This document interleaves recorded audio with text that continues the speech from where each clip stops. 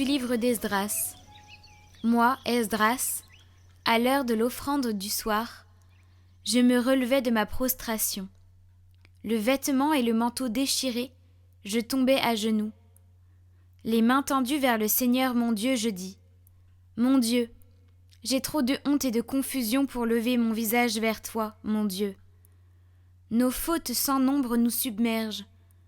Nos offenses se sont amoncelées jusqu'au ciel.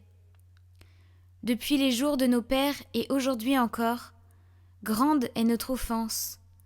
C'est à cause de nos fautes que nous avons été livrés, nous, nos rois et nos prêtres, aux mains des rois étrangers, à l'épée, à la captivité, au pillage et à la honte, qui nous accablent encore aujourd'hui. Or, voici que depuis peu de temps, la pitié du Seigneur notre Dieu a laissé subsister pour nous des rescapés, et nous a permis de nous fixer en son lieu saint. Ainsi, notre Dieu a fait briller nos yeux. Il nous a rendu un peu de vie dans notre servitude, car nous sommes asservis. Mais dans cette servitude, notre Dieu ne nous a pas abandonnés.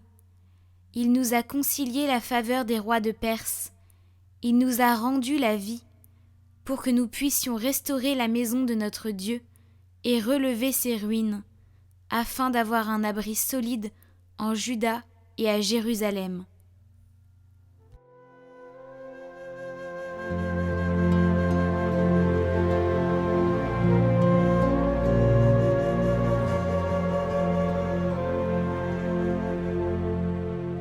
Béni soit Dieu, le vivant, à jamais.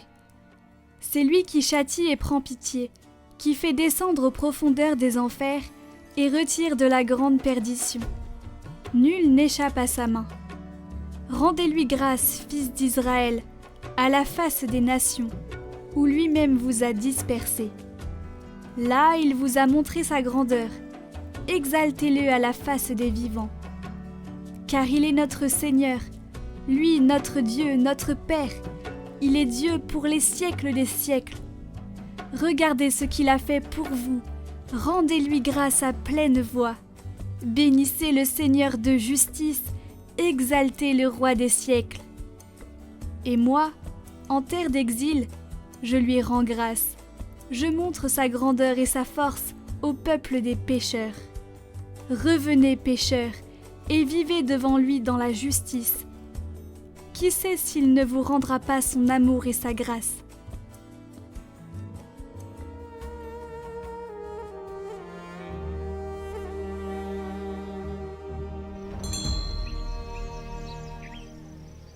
Évangile de Jésus-Christ selon saint Luc. En ce temps-là, Jésus rassembla les 12. Il leur donna pouvoir et autorité sur tous les démons, et de même pour faire des guérisons.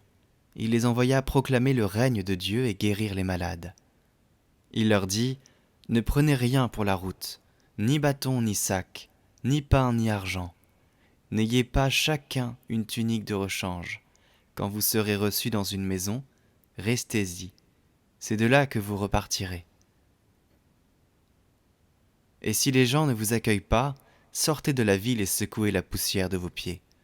Ce sera un témoignage contre eux. Ils partirent, et ils allaient de village en village, annonçant la bonne nouvelle, et faisant partout des guérisons.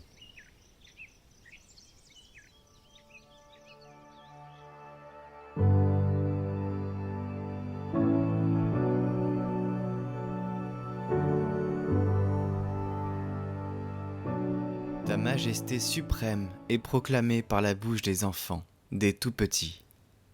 La folie de Dieu est plus sage que tous les hommes, et la faiblesse de Dieu est plus forte que tous les hommes. Oui, la croix est une folie, une faiblesse apparente seulement.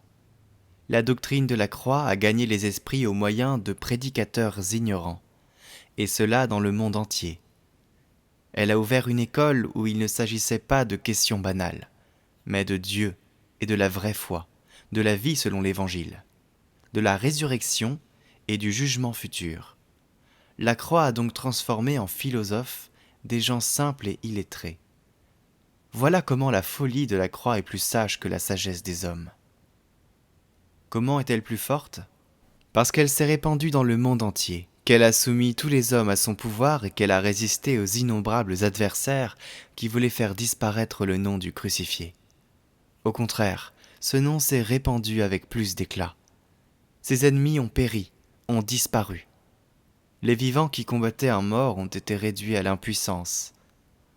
En effet, ce que des publicains et des pécheurs ont pu réussir par la grâce de Dieu, les philosophes, les orateurs, les rois, bref, la terre entière dans toute son étendue n'a même pas été capable de l'imaginer.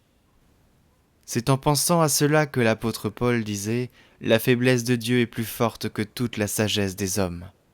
Autrement, comment ces 12 pécheurs pauvres et ignorants auraient-ils pu imaginer une telle entreprise ?